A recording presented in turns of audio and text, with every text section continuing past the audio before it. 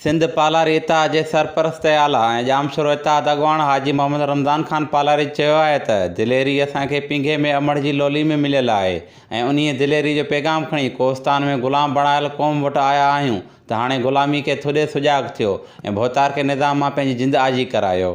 हिन अहिड़नि ख़्यालनि जो इज़हार थाणे बुलाखान जे ॻोठु बख्शू पालारी में यूसी धमाज जे उमेदवारनि जी कार्नर गजाणी खे ख़िताब कंदे कयो।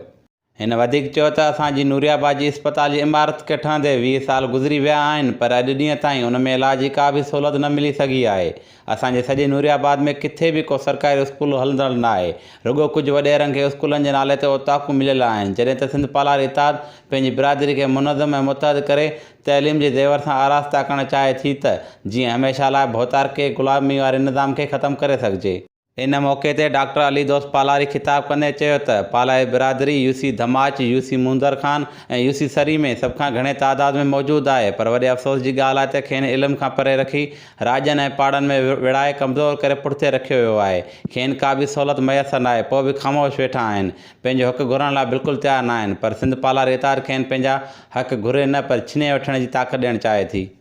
इन मौक़े ते मलिक चंगेज़ खान, सरदार काबू खान बिरहमानी, डॉक्टर अनवर पालारी, शेख अब्दुल्ला कोस्तानी, खालिद ॾेथो, हाजी निसार पालारी, शाह मोहम्मद पालारी, जमशेर पालारी, बिलावल पालारी, शेर अली पालारी, सिकंदर अज़ीज़ पालारी, अली अकबर पालारी, खुदा बख्श विकेजो, वहाबुद्दीन पालारी ऐं ॿिया पिणु मौजूदु हुआ।